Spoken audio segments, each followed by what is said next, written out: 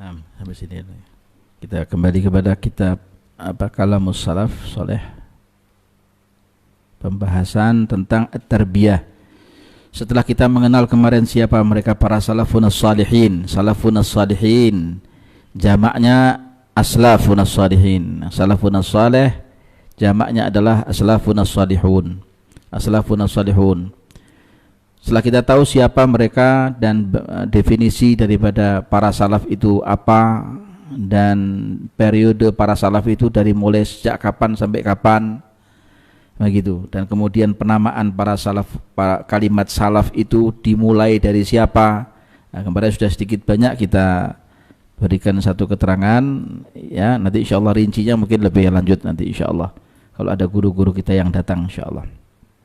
Di sini setelah kita mengenal para salaf, kemudian ada jejak langkah para salaf. Ada jejak langkah para salaf. Jejak langkah para salaf. Rahasia para salafun saleh di dalam membentuk anak-anak santrinya, anak-anak didiknya, anak-anak kandungnya menjadi orang-orang yang sukses dan jempolan. Itu apa itu? Resepnya apa? Kok sampai begitu?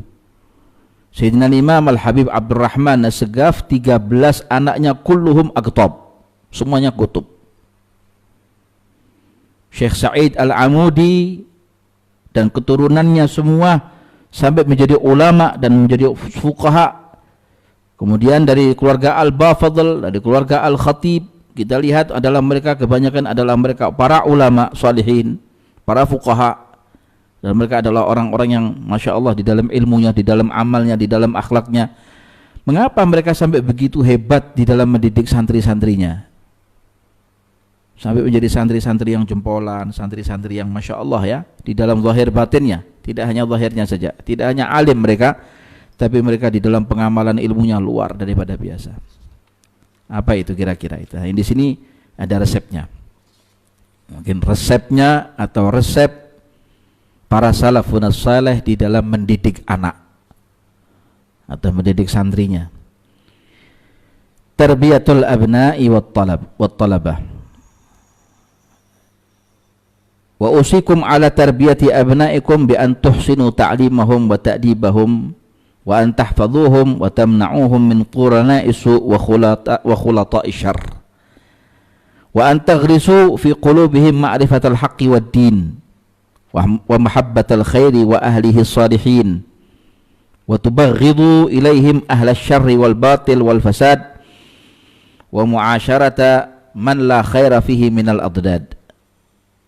Qala al ulama min as-salafis salih yaqul al abna'u hum zinatul hayatid dunya wa hibatun 'azimatun min Allah li khalqihi wa qurratu 'ainin li abaihim yujaddiduna dzikrahum wa yuhyuna atharahum wa hum warathatuhum min ba'dihim fatarbiyatuhum wal ihsanu ilaihim wa tawjihuhum al-wijhata as-salihah min haqqil walad ala walidihi. Jadi diwasiatkan oleh para salaf kita untuk mendidik anak-anak kita, mengajari mereka satu taklim agama syariah dan mendidik mereka untuk tarbiyah ta'dib itu mendidik secara tidak langsung, bukan secara formal. Jadi pendidikan yang sifatnya adalah ketika bapaknya sholat, anaknya sholat di belakang ayahnya. Ketika bapaknya baca wirid, anaknya pun diajarkan. Ketika bapaknya bapaknya membaca Al-Quran, anaknya ikut mendengarkan. Saya teringat dengan nasihatnya Mbah Maimun Zubair itu, kalau rumahmu itu sering dibuat ngaji Quran, maka insya Allah semua penghuni rumahmu akan ahli Quran. Kalau rumahmu sering dibuat untuk deres ilmu, insya Allah semua penghuni rumahmu ulama. Kalau di rumahmu itu sering dinyanyikan yang namanya nyanyian-nyanyian yang kebohongan, maka insya Allah satu penghuni rumahmu adalah orang bohong semuanya. Jadi bagaimana keadaan lokomotifnya nanti di situ? Kalau lokomotifnya ke kanan, ya gerbongnya ikut ke kanan. Kalau lokomotifnya ke kiri, gerbongnya ikut ke kiri, tergantung mesin lokomotifnya, tergantung spur lokomotifnya. Artinya kepala rumah tangganya membawa anaknya kemana, membawa keluarganya kemana, ke arah agama apa ke arah dunia. Maka bi antuhsinu ta'limahum wa ta'dibahum. Hendaknya seorang ayah atau ibu atau siapapun ngajari anaknya agama. Tentunya kalau dia ngajari agama, dia ahli agama kan. Dari mana dia akan bisa mengajarkan agama sama anaknya sedangkan dia bukan ahli agama? Ta'limahum, ajarkan kepada mereka fikih, akidah, akhlak, tasawuf, Quran, sirahnya para ulama. Wa ta'dibahum, ajarkan kepada mereka apa? Ta'dib. Ayahnya sering bangun tahajud, insyaallah anaknya bangun tahajud. Anaknya sembahyang, abahnya sembahyang jamaah, ayahnya insyaallah salat anaknya salat jamaah. Kemudian jaga mereka, cegah mereka daripada kumpulan-kumpulan yang enggak beres. Kumpulan-kumpulan yang tidak bertanggung jawab atau berkumpul dengan teman-teman yang boleh dikatakanlah nakal, anak-anak nakal, anak-anak yang sudah lari daripada kebaikan. Bukan berarti anak-anak kita enggak boleh kumpul dengan mereka, tidak. Setelah nanti ayahnya menginjeksi, setelah nanti ayahnya memberikan vitamin yang kuat, tidak gampang anak itu kepengaruh dengan keadaan zamannya, nah, baru kemudian anak itu boleh dilepas kemanapun. Tapi ketika anak itu belum bisa kemana-mana dan belum tahu mana yang halal, mana yang haram, lalu dilepas oleh orang tuanya, ya berkumpul dengan orang yang gak karu-karuan. Pulang bisa melaknat bapaknya nanti.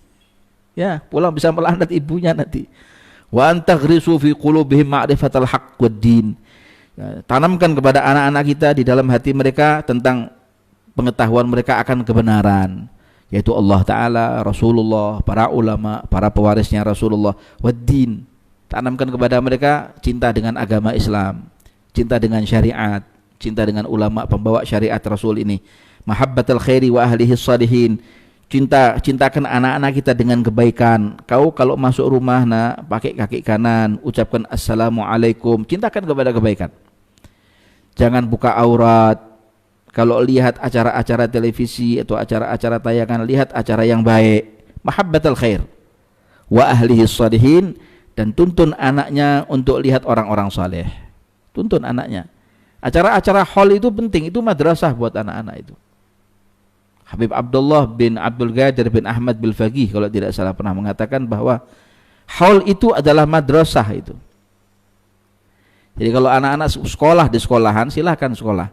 Tapi ketika ada acara hall, tuntun anaknya untuk datang ke majelis hall, temukan dengan ulama yang ada di acara hall itu. Itu sekolahan buat anak itu. Atharnya orang saleh kayak di Masjid Riyadh, di Masjid Segaf, di Masjid Al-Khair, ya enggak? Di Masjid Agung, di masjid-masjid yang masih ada patilasan orang-orang saleh. Temukan anak-anak kita dengan ini loh, dulu tiang ini pernah disendeni sama fulan.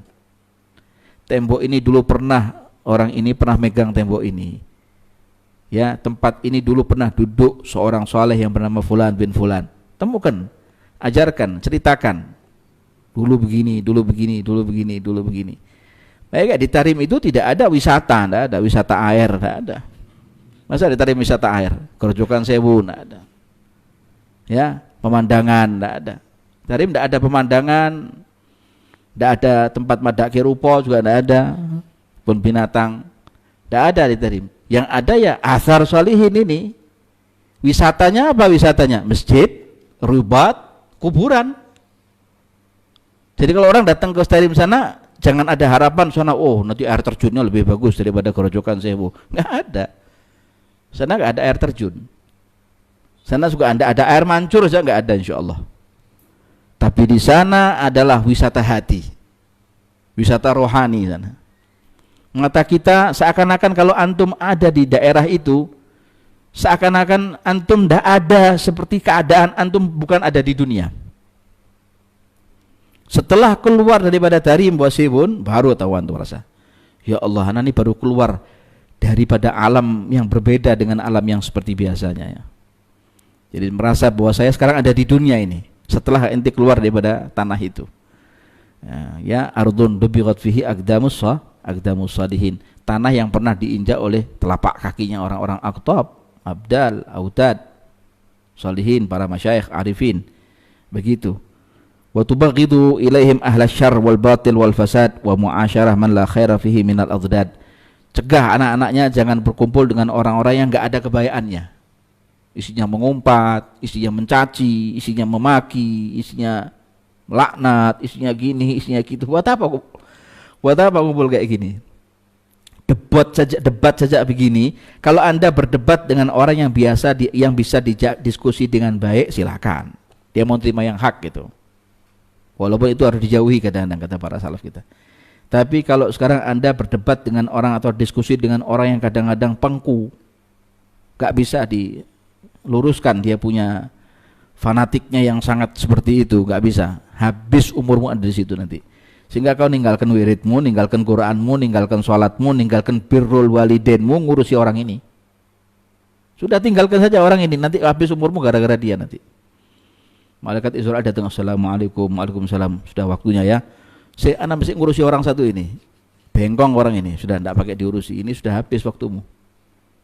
Ya enggak, sudah jangan ngurusi orang seperti ini. Kalau dia bisa kau luruskan, silahkan. Tapi kalau dia nggak bisa kau luruskan, sudah. Mintakan kepada Allah Subhanahu Wa Taala setelah kau berikan nasihat yang baik. Jangan didiamkan pula juga jangan. Para ulama mengatakan, para arifin mengatakan, al-abna hum zinatul hayatid dunya. Anak itu adalah hiasan dunia. Anak itu adalah hiasan hidupmu di dunia, dan dia adalah pemberian Allah Subhanahu Wa Taala untuk makhluknya.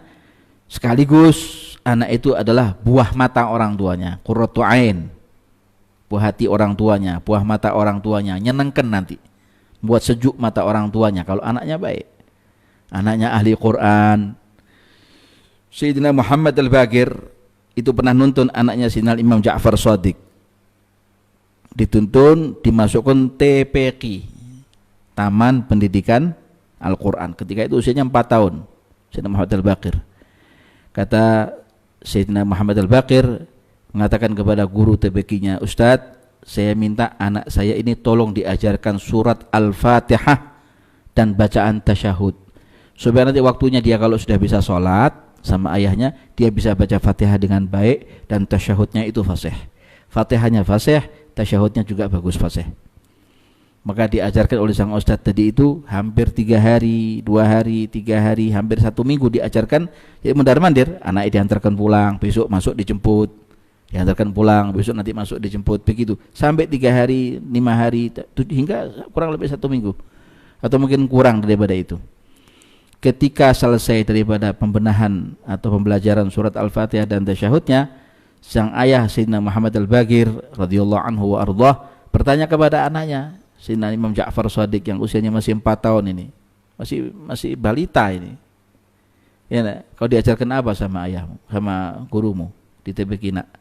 Diajarkan surat Al-Fatihah ya Abah, sama tasyahud akhir. Coba Abah mau dengar. Dibacakan oleh Sayyidina Imam Ja'far Shadiq surat Al-Fatihah dengan sab'ah qiraah. Subhanallah ya. Anak usia 4 tahun bisa baca Al-Fatihah dengan sab'ah qiraah, 7 bacaan yang diperbolehkan dan diizinkan oleh syariat untuk dibaca itu. Maka dengan fasih, bacaan yang bagus, fasih, makhraj hurufnya luar biasa, berlinanglah air mata Imam Muhammad Al-Baqir. Dipeluknya sang anak, diciumnya pipinya anak tersebut, dipegang kepala dan dadanya, dibacakan surat Alam Nashrah, dibacakan sholawat tibbil qulub atau sholawat ala Nabi SAW oleh sang ayah. Kemudian digendong anaknya, dibawa ke TPQ anaknya. Dia berkata kepada gurunya, mengatakan, wahai Ustadz, berapa biaya dan ongkos yang harus saya berikan kepada antum? Selama 7 hari atau kurang antum telah mengajari anak saya ini bacaan yang begitu bagus, begitu jempolan, bacaannya luar biasa. Apa yang bisa saya berikan hadiah buat antum ini? Tidak, saya tidak minta apa-apa, hanya minta doa dan syafaat kakekmu Rasulullah SAW yaumul qiyamah. Kalau itu katanya Sayyidina Muhammad Al-Baqir, itu selalu aku panjatkan doa buat kamu, namamu di dalam sholatku. Sebelum aku menyebutkan keluargaku, namamu yang pertama kali aku sebutkan. Tapi apa yang harus saya berikan? Tidak usah berikan apa-apa, cukup doa dan perhatianmu kepada aku, itu sudah lebih daripada yang lain. Demi Allah, kalau seandainya kau meminta kepada aku nyawaku, akan aku berikan nyawaku kepadamu. Saking cintanya Muhammad Al-Baqir kepada agama, terbiah anaknya, didatangkan seorang guru. Orang zaman sekarang kan guru TPQ-nya cuman ikhlas ya Ustadz, ikhlas ya Ustadz, ikhlas. Ustadznya juga ngerembeng ya, al-ustadzu yakulut tabashir. Ustadznya makan kapur. Abnauz zaman, ya. Begitulah keadaan orang-orang di zaman dulu, berbeda dengan zaman sekarang. Maka penting buat kita. Lalu kemudian tarbiyahnya diantaranya apa? Mereka mengatakan di sana bahwa tarbiyah yang diajarkan oleh orang-orang pada zaman dahulu adalah seorang anak atau anak itu diajarkan untuk bakti kepada orang tuanya, untuk bakti dengan ayah dan bakti dengan ibunya, terutama dengan ibunya, bakti dengan ibunya. Sampai dikatakan satu riwayat, wa an Abi Murrah qala anna Abu Hurairah radhiyallahu ta'ala anhu kana idza arada an yakhruja min baitihi waqafa ala babi ummih. Sayyidina Abi Hurairah sahabat Rasul sallallahu alaihi wasallam radhiyallahu anhu wa ardhah, apabila beliau akan keluar an yakhruja min baitihi, untuk keluar daripada rumahnya, maka dia berhenti di pintu kamar ibunya, atau dia keluar dari rumahnya menuju rumah ibunya dulu. Dia berhenti di pintu rumah ibunya sambil mengatakan faqala assalamu alayki ya ummatah wa rahmatullahi wa barakatuh. Wahai ibu, salam sejahtera buat engkau, rahmat dan berkah Allah Ta'ala terlimpah kepadamu, kata Abu Hurairah kepada ibunya. Fataqulu ummuhu wa alaikas salam ya bunayya wa rahmatullahi wa barakatuh. Salam sejahtera buat anakku, engkau wahai yang tersayang, rahmat dan Allah pula terlimpah kepadamu. Fayaqulu rahimakillahu ya ummah kama rabbaitani shaghira. Subhanallah. Allah merahmatimu wahai ibu, seperti engkau telah mendidik aku ketika aku masih kecil. Itu ucapan Abu Hurairah ketika dia akan keluar daripada rumahnya. Setiap saat dia mau keluar rumahnya, dia berkata kepada ibunya, fataqulu ummuhu rahimakallahu kama barartani kabira. Kata ibunya, Allah Ta'ala punlah merahmati engkau wahai Abu Hurairah, karena engkau telah berbuat bakti kepada aku saat kau sudah dewasa, saat kau sudah besar. Wa idza arada an yadkhula sada'a mithlah. Kalau akan masuk rumahnya juga lakukan seperti itu, sama seperti ketika dia waktu mau keluar daripada rumahnya. Sampai diceritakan oleh Sayyidatina Aisyah radhiyallahu anha wa ardhaha, istri tercinta Rasul sallallahu alaihi wasallam yang mulia, annaha qalat, Sayyidah Aisyah ini pernah bercerita, kana rajulani min ashabi Rasulillah. Dulu ada dua sahabat Rasulullah. Abarra man kana fi hadhil ummah bi ummihima. Dua sahabat ini adalah dua sahabat yang paling bakti kepada ibunya. Tentunya sahabat-sahabat Nabi semua adalah orang-orang yang jempolan sama ibunya, sama ayahnya. Adalah orang-orang yang baik, bakti sama ayah ibunya. Adalah orang-orang yang soleh kepada kedua orang tuanya. Tapi diceritakan dua sahabat ini baktinya kepada ibunya luar biasa.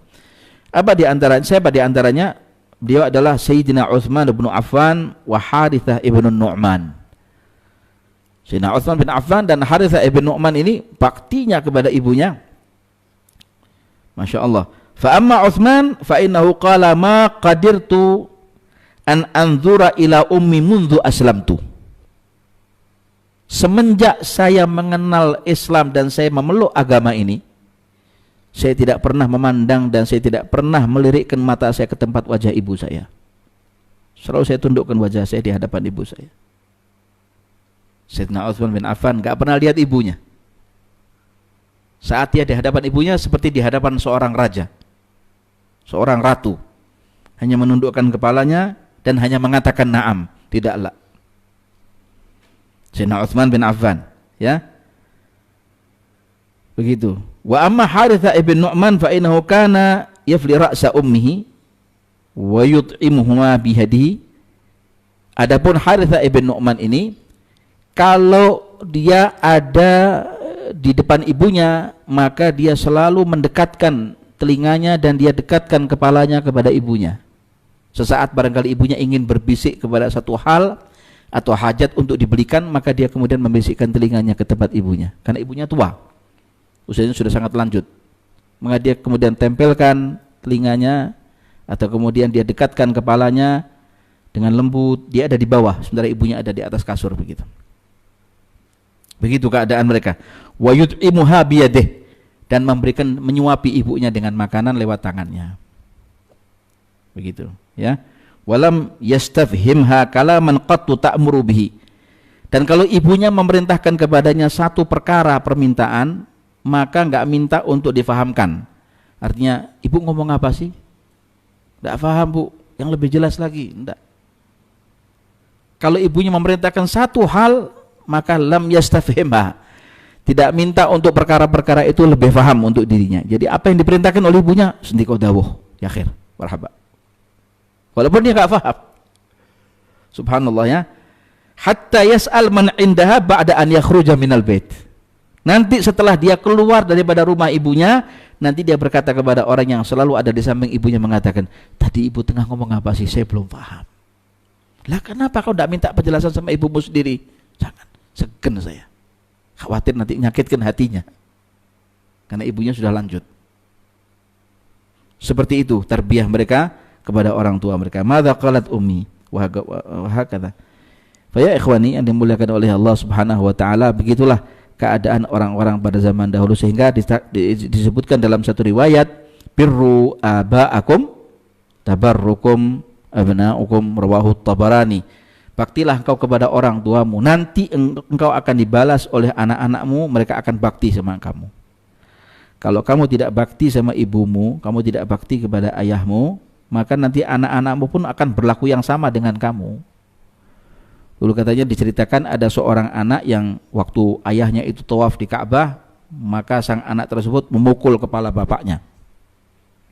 Dipukulnya kepala bapaknya itu dengan keras oleh sang anak. Anaknya masih bayi, masih kecil lah, bukan bayi. Dipukulnya kepala bapaknya. Kebetulan kepala bapaknya itu buta. Jadi waktu dipukul tuh keplak begitu, kayak mengeplak Hajar Marawis. Ya enggak? Wah, sakit sekali bapaknya. Karena itu cuacanya panas, ya, krodit di waktu matof itu kan, di tempat tawaf itu krodit, cuaca panas, hiruk pikuk, manusia juga berjubel di situ. Bapaknya juga kelelahan, kecapean dan berkeringat, entah anaknya menangis merengek hingga sampai kepala bapaknya dipukul. Keras pukulnya, pak, begitu. Subhanallah, sang bapak kemudian jengkel hingga anak tadi diletakkan di bawah dan ditinggal oleh bapaknya tawaf.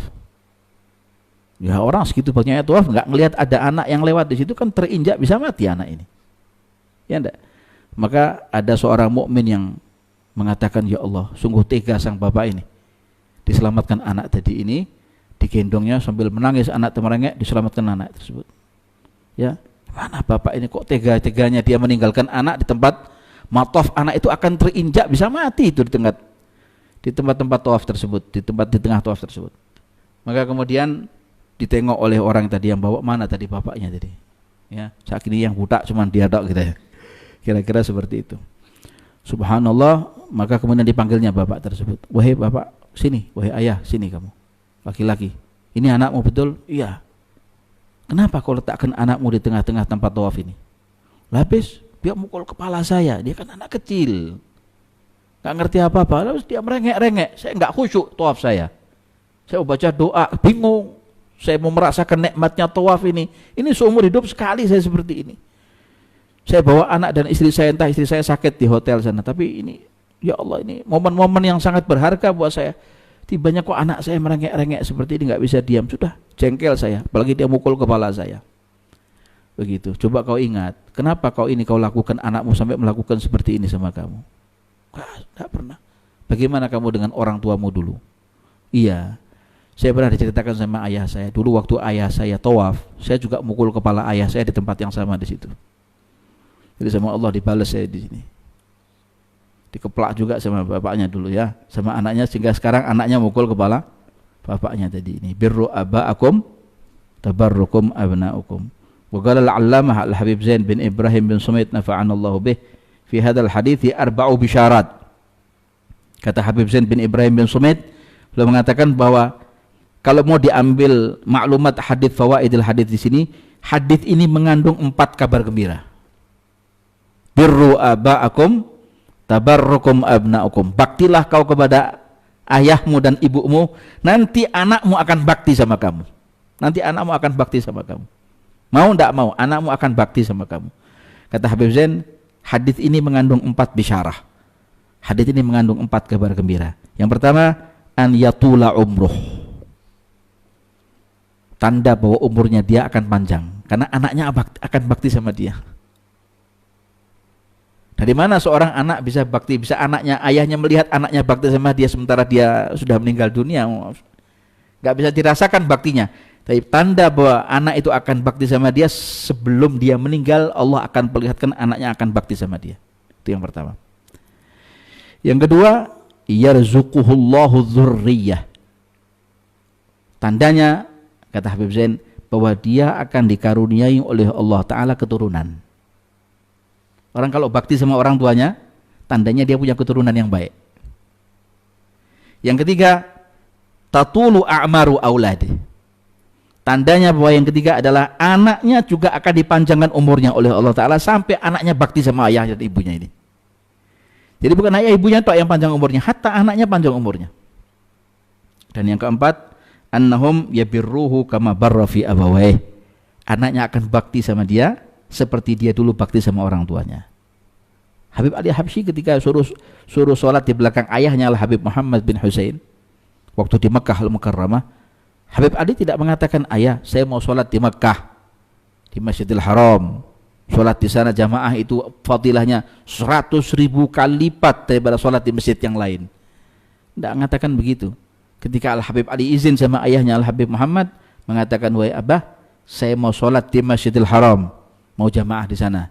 Kata abahnya, la yajuz, sholli khalfa abik, ij'al dhahra abik Ka'bah. Jangan sholat di Masjidil Haram di Makkah atau di mana, di depan Ka'bah. Sholat saja di belakang abahmu, jadikan punggung ayahmu ini Ka'bahnya. Habib Ali mengatakan, sam'an wa ta'ah, hubban wa karamah. Jadilah Ali bin Muhammad Al-Habsyi Sahibul Maulid. Tidak akan jadi seorang orang seperti itu kecuali mereka yang bakti sama orang tuanya. Itu tarbiyah orang-orang pada zaman dahulu di dalam mereka dalam rangka mendidik anaknya. Jadi supaya kita juga mengenal siapa salaf dan bagaimana sepak terjang mereka para salaf dan titik beratnya para salaf di dalam mendidik ilmu kepada anaknya itu yang diutamakan apa? Akhlak. Ilim baru amal. Beda sama kita. Kalau kita kan ilim nanti baru akhlak. Nonsen. Orang dulu tidak, akhlak, ilmu baru mengamalkan ilmunya. Jadi anak itu diperintahkan oleh ayahnya untuk lihat ayahnya dulu, akhlak ya. Jadi kalau ayahnya melakukan satu kesalahan ketika nanti anaknya sudah alim, anak tidak serta-merta menyalahkan bapaknya atau ibunya. Kalau belum apa-apa anaknya disekolahkan, dipondokkan. Nanti ketika anaknya alim, abahnya nggak bisa baca kunut. Abah ini nggak sekolah di mana, Bah? Mondok, Bah. Baca kunut aja nggak bisa. Nah, ya enggak? Keliru, sehingga anak itu jangan dipondokkan, jangan disekolahkan sebelum ayah dan ibunya menjadikan rumah tangganya adalah pondok pesantren buat anaknya. Itu terlebih dahulu. Jadi itu penting buat kita agar supaya insyaallah Allah Ta'ala insyaallah karuniakan kepada kita ilmu yang manfaat.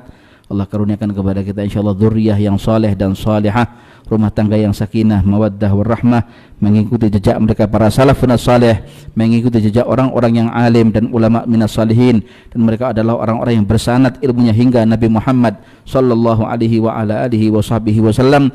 Dan semoga Allah Ta'ala karuniakan kepada kita insyaallah umur yang panjang dan umur yang berkah dalam keadaan sehat wal afiah fi taatillah wa taati rasulih fi khairin wa lutfin wa afiyah. Dan kita berharap semoga Allah Subhanahu wa Ta'ala sebagaimana Allah kumpulkan kita bersama dengan menyebut nama Allah Ta'ala, menyebut nama Rasul sallallahu alaihi wasallam, kita berharap dan kita mohon kepada Allah agar Allah insyaallah kumpulkan kita bersama dengan orang-orang yang saleh fi a'lal firdaus bi jiwari khairil bariyah sayyidina Muhammad sallallahu alaihi wasallam wa huwa radin anna fi khairin wa lutfin wa afiyah. Setelah Allah Ta'ala berikan umur kita yang panjang dan berkah, Allah kusudahi umur kita dalam keadaan husnul khatimah indal maut fi khairin wa lutfin wa afiyah wa ila hadratin nabi sayyidina Muhammad sallallahu alaihi wasallam sirril Fatihah.